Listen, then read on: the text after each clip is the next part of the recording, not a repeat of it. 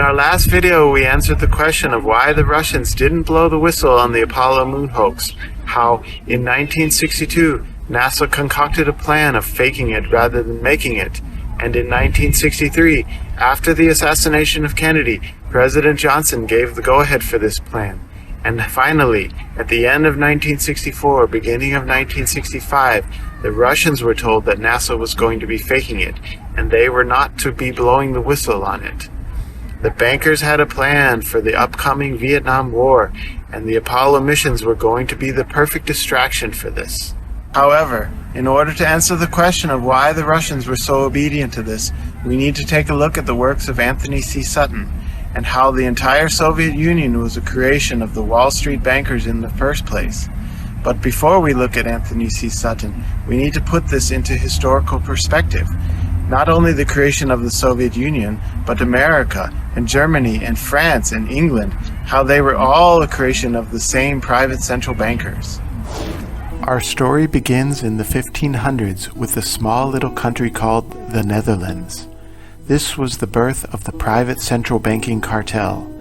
Of course, the banking cartels and moneylenders had been operating for hundreds of years before that, but they never had a country of their own where they could make their own rules. In the year 1581, they declared that the Netherlands was an independent country. With this act, known as the Act of Abjuration, the Dutch renounced their allegiance to the King of Spain, and decided that they had the right to rule and govern themselves. Basically, this was the bankers' way of saying that they didn't want to pay tax to the king anymore, and neither did they want to follow any of the rules and regulations against money lending imposed by the church. But why were the bankers able to pull off this act of abjuration and create their own country known as the Dutch Republic? There were three primary factors which made this move possible. First was because Spain had lost several rounds of Spanish armadas during the 30 Years' War. One of the largest Spanish armadas was lost in the year 1588, and several other Spanish armadas were lost in the years 1596, 1597, and 1601. Not only were the Spanish losing their battleships, but they were also losing the wealth they had been plundering from other countries due to the Dutch pirates. Of equal importance to their success was the partnership they had made with Fernando de' Medici, the Grand Duke of Tuscany. In 1593, Pope Clement VIII expelled the Jewish people living in the Papal States, and many of them moved to Tuscany, and in particular was the port town of Livorno. The Dutch religion, known as Calvinism, was also quite familiar in partnering with these Jewish moneylenders, and this cooperation between the Dutch and the Medici became one of the most powerful business partnerships in the world. And finally, the Dutch made their first successful voyage to Indonesia in 1599 and Japan in 1600, where they could set up colonies and trading posts. With these successes under their belts, the bankers in the Netherlands combined their assets and formed the Dutch East India Company in the year 1602. Soon thereafter, in 1607, they constructed a giant building to house the world's first major stock exchange in Amsterdam. And finally, by the year 1609, they created the world's first central bank in Amsterdam. In theory, this was supposed to be a public bank. However, since most of the population of Amsterdam were wealthy merchant bankers anyway, it was essentially a private bank, since it was pretty much confined to those wealthy stockholders. From that point on, their goal was to spread this system of private central banking to the rest of the world. After the bankers had created their home base in the Netherlands, their next step was to take over England. A takeover of England took place between the year 1620 with the merger of the Dutch East India Company and the British East India Company, and lasted until the year 1694 with the creation of the first private central bank of England. Many events happened in between the merger of the Dutch and British East India Companies in 1620 and the creation of the private central bank in 1694. One of the first was the English Civil War of 1642, started by Oliver Cromwell of the Netherlands. In 1648, Oliver Cromwell's army arrested many members of the Parliament and formed their own Rump Parliament. By the year 1649, King Charles was beheaded. In the years 1652, 1665, and 1672, there was a series of 3 wars with the Dutch. They were called the First, Second, and Third Anglo-Dutch Wars. And finally, in the year 1688, the Dutch agents launched their so-called Glorious Revolution. At the end of this glorious revolution, the British king, King James, was removed from the throne, and a Dutch king, William of Orange, was put in his place. With the Dutch king sitting on the throne, the bankers finally got their private Central Bank of England in 1694. After the bankers had taken over England, their next step was the takeover of France. This began in the year 1695, just 1 year after the creation of the Bank of England, and lasted until the year 1800, with the creation of the private Central Bank of France. In the same way that the bankers used their control over the media to inspire people to revolt and overthrow the government in so many other countries of the past, they used their same control over the media of Russia to get the people to revolt and overthrow the Tsar on March 8, 1917. As soon as the Tsar was removed, the bankers started sending in their agents in order to start the Bolshevik Revolution. And although there is a long list of agents which the bankers were utilizing to lead the people into this Bolshevik Revolution, we will focus on the main 2, Trotsky and Lenin. On March 27th, Trotsky boarded a boat from New York and was given $10,000 to line his pockets. This was a lot of money in 1917. And on April 16th, the banker's other agent, Vladimir Lenin, boarded a train from Zurich, Switzerland. Lenin himself had been given funding and official support from the German government. This put the bankers of America into a particular bind. If Germany was funding the Bolsheviks, then how could America also be funding the Bolsheviks, since America and Germany were supposedly going to war with each other? So the decision was made to keep the funding of the Bolsheviks a secret affair.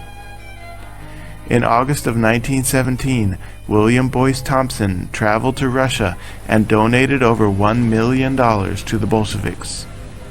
The money was hidden in the form of a Red Cross mission and mostly came from bankers like J.P. Morgan and Rockefeller.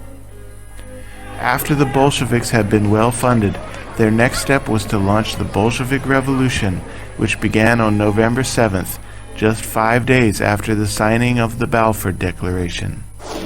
With the successful launching of the Bolshevik Revolution, the next step for the bankers was to create the Treaty of Brest-Litovsk in 1918.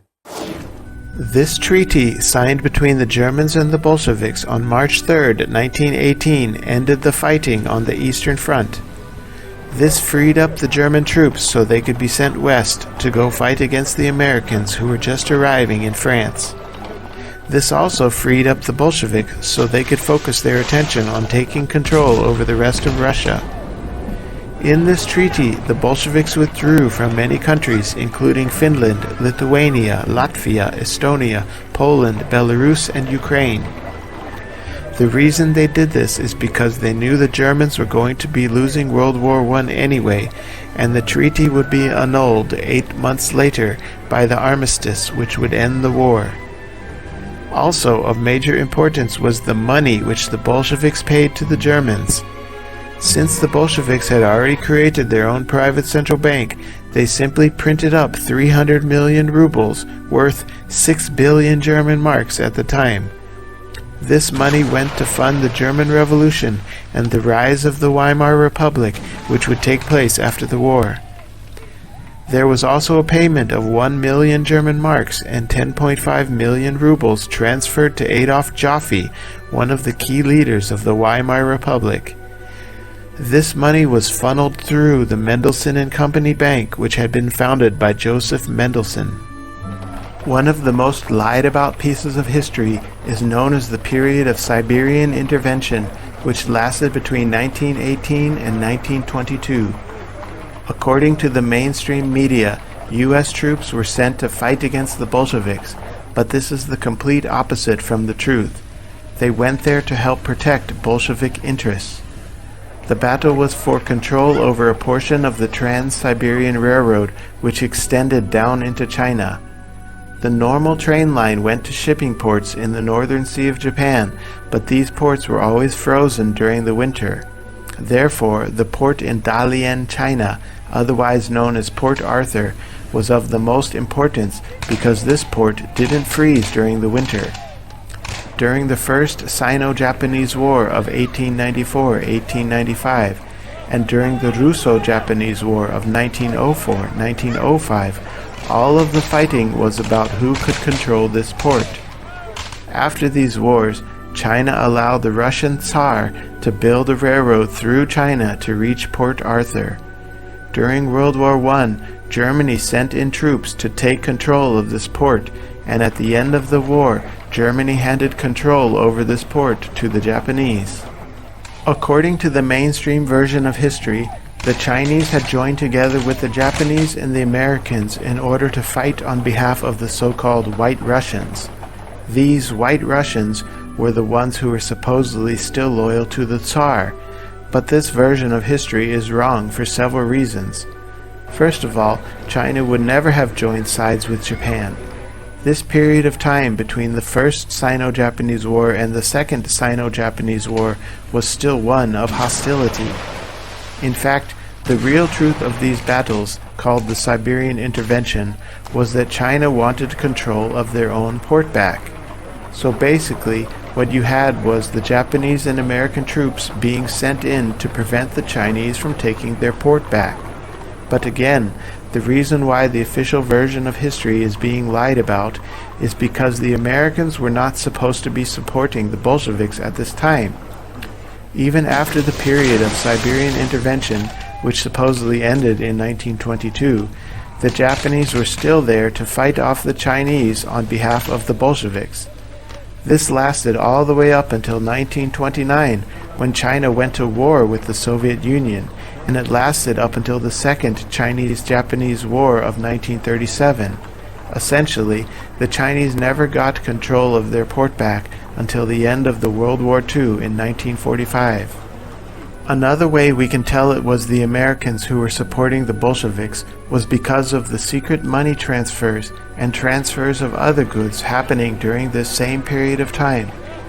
American support for the Soviets was funneled through an organization called the RSGB, or Russian Soviet Government Bureau. By 1919, they had already sent over $35 million in aid to the Soviets in the form of food supplies, clothes, money, and weapons, most of which were sent through the Port Arthur railway docking station.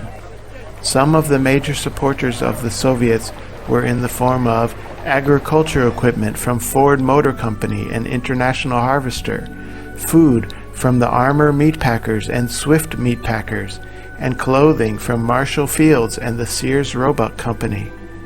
By May of 1920, the amount of support for the Soviets, which was funneled through this supposedly illegal trade agency, had surpassed $300 million. This supply of American funding and American resources, along with the military protection offered by the Japanese, lasted all the way up until the year 1922 with the Treaty of Rapallo. It was from this point that the Germans began a massive technology transfer to the Soviet Union. One of the most important technologies transferred to the Soviets during this time was how to build the engines used in fighter planes and for battleships. The Soviets had been lacking all these things, and having obtained them, they became a much stronger military power, not only able to fight on the ground, but on the seas and in the skies as well. It is interesting to note that while this transfer of German technology to the Soviet Union was going on, people like Henry Ford in America started secretly funding Hitler's new regime. However, this secret buildup of Hitler's new army would be the topic of another video. During this period of 1922 to 1928, one of the major suppliers of the Soviet military was Gustav Krupp. who was the owner of the largest weapons manufacturing company of Germany. The Krupp family began secretly manufacturing weapons for Germany right after the war, which was illegal under the Treaty of Versailles. The Soviets especially benefited from this due to the occupation of the Ruhr in 1923, when French troops took control of the Ruhr industrial area, and many German factories were shifted to the Soviet Union. The period of transfer of German technology to the Soviet Union carried all the way throughout the 1920s, but in 1928, Stalin introduced the first five-year plan, which lasted from 1928 until 1932. Albert Kahn and a team of 25 architects and engineers were sent to the Soviet Union to build the giant Stalingrad tractor plant, which was all based on Henry Ford's designs. Bernard Baruch was the presidential advisor with two faces. With one face, he warned the American public about allowing the enemies to rebuild their armies, but with his other face, he was secretly supplying the Soviets with military equipment. Several military airplane secrets from Volty aircraft, Consolidated aircraft, Seversky, and Lockheed Martin were all passed down to the Soviets. Both Ford and Caterpillar started opening up tractor plants all over the Soviet Union, both for the production of farming equipment and for the production of military equipment. One of the biggest plants was the Gorky machine building plant, which was completed in 1932. Two other important technologies were the transfer of the radio equipment provided by RCA and the ball bearings for tanks and missiles provided by the Bryant Chucking Grinder Company. Finally was the supply of chemicals for use as explosives and rocket propellants, such as the 1929 nitroglycerin plant, built by Nitrogen Engineering Corp. Worth $10 million, and the DuPont plant, which opened in 1932 for the production of nitric acid. The second five-year plan lasted from 1932 to 1937, and it saw even more of the same transfer of technology to the Soviet Union, but this time not only from the Americans, but it also came from other European countries as well. The Hercules Powder Company opened up a plant in the Soviet Union for the production of nitrocellulose for the use of gunpowder and rockets. And another important technology which was shared was the improved design of the turbo drill, which was used for drilling oil. The high-speed turbo drills of the 1920s were replaced by low-speed multi-stage turbo drill, which greatly helped the Soviets increase their oil production. The Soviets were also able to start purchasing military ships directly from other European countries. In 1934, they purchased 3 cruiser ships from the Italians. In 1935, they purchased 15 destroyer ships from the French. In 1936, they purchased 35 large destroyer ships from the Italians. And also in 1936, they purchased submarine designs both from the US, Britain, and Italy. It should also be mentioned here that during this period of the second five-year plan, the Soviets were also supplying arms to Spain in order to support the Spanish Civil War. Finally, we come to the year 1939, when the world was getting ready for World War II. America knew that their Soviet counterparts were way behind Germany technologically and started passing new technology to them in order for them to catch up. One of the most important technologies transferred to the Soviets was the RCA radio and radar equipment, so they could have advanced knowledge of German movements. America also helped the Soviets build their first battleship and their first aircraft carrier. All of them were equipped with modern radar equipment. 2 other high-tech destroyers were made for the Soviets, which included GE radar equipment and Westinghouse ship engines.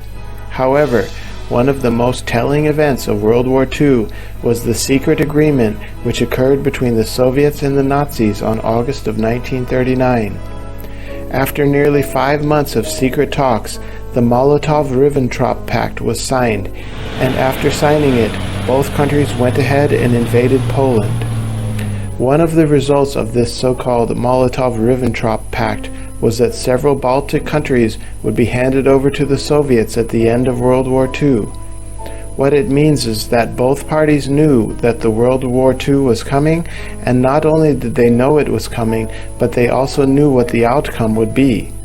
Even after the so-called surprise invasion of the Soviet Union of Operation Barbarossa in 1941, still secret meetings were going on between the two sides. The bankers knew exactly what the results of World War II was going to be, and both the Germans and the Soviets were merely puppets being moved around on strings. After the Nazi attack on the Soviet Union in 1941, President Roosevelt started what may be one of the largest technology transfers to the Soviets in the form of the Lend-Lease program. Between 1941 and 1945, over $11.3 billion worth of food, money, weapons, and ammunition was sent to the Soviet Union. One of the things which the Soviets lacked at the time was sophisticated aircraft. They were still mostly using old World War I wooden planes. Not only did the US give the Soviets a fleet of 11,400 of the most modern and up-to-date aircrafts, but also Boeing built a replica of its American plant in the Soviet Union and sent tons of aluminum and machining tools.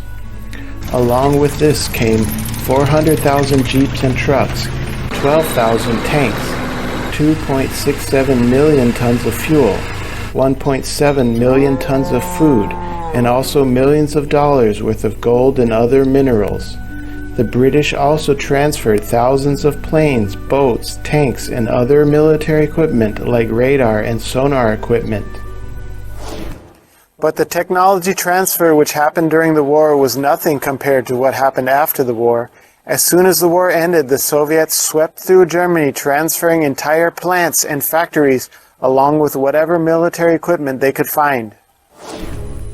The Soviets captured an entire fleet of 100 unfinished German subs and transferred the entire factory along with all the high-tech electronic equipment. But even more importantly, the Soviets captured all the German V-2 rocket manufacturing plants. It is estimated that over 6,900 V-2 rockets were transported to the Soviet Union, and along with them was the plants for producing the rocket fuel, such as liquid oxygen and hydrogen peroxide. The Soviets also captured thousands of fighter jets, including the Mercedes-Benz, which was the fastest plane on the planet at the time. And this included all the facilities for the manufacture of such jets, including both the technology for centrifugal turbojets and axial turbojets. When the Americans arrived to pillage what they could find from the German technology, most of it had already been picked through. They did, however, manage to find some nice samples of German technology which they packed into crates and sent it for shipment to the UK and the USA. However, the train they put the crates on passed through Moscow, and by the time the crates reached the UK, the crates had already been emptied out and refilled with junk equipment. Then in 1946 began the pillaging of German brainpower. While the Americans were picking German scientists for Operation Paperclip, the Soviets were also picking scientists for their own Operation Rasaviharii. While Operation Paperclip took 1,600 German scientists, the Soviets had taken over 2,200 of them. And not only did they take the scientists, but they took their entire laboratories along with them. In the end, the Soviets took all the scientists which specialized in practical engineering, while the Americans took only those scientists who specialized in theoretical physics. But even before Operation Rasaviharii began, another transfer of German intellect and German material had already occurred, known as the Russian Alsos. This transfer was primarily about nuclear technology. Not only had the Soviets captured all the huge stockpiles of uranium, they also took all the uranium processing facilities. Another important part of the nuclear weapon production is heavy water. This was also captured, both the stockpiles and the manufacturing facilities. Along with these was also transferred complicated German technology for missile guidance systems.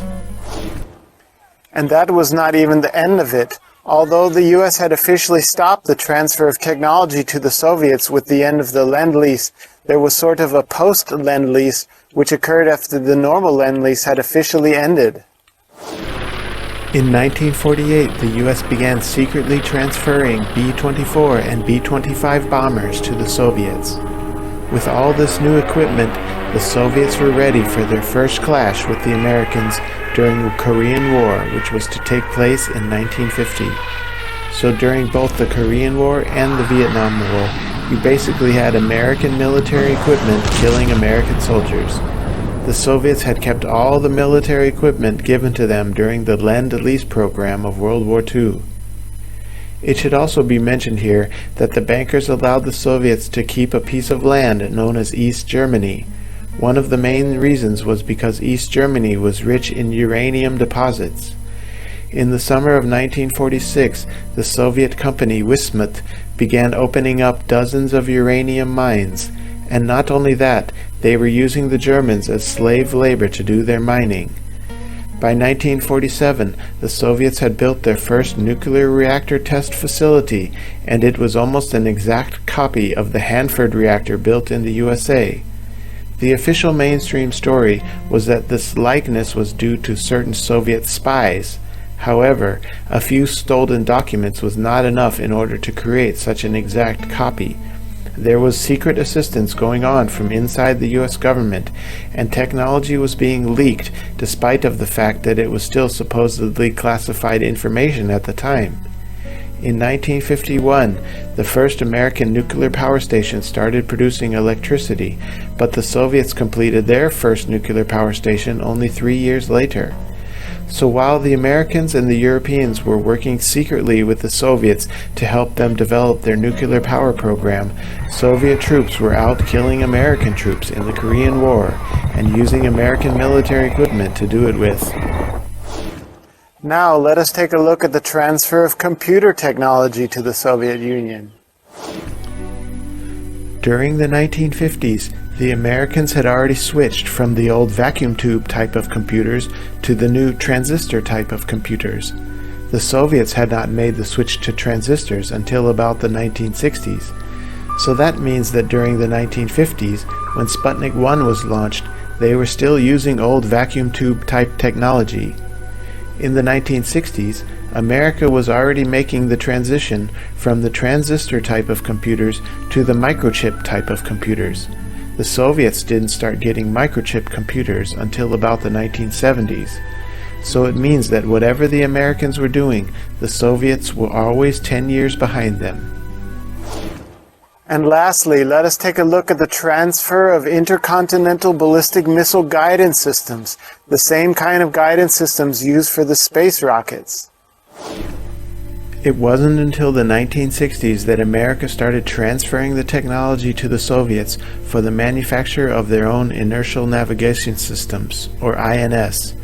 In particular, the transistor-based computers, accelerometers used for motion sensing, and the gyroscopes used for rotational sensing, as well as other advanced barometric and magnetic sensors. The machinery in order to manufacture the micro-ball bearings used in this technology was given to the Soviets directly by Bryant Chucking Grinder Company.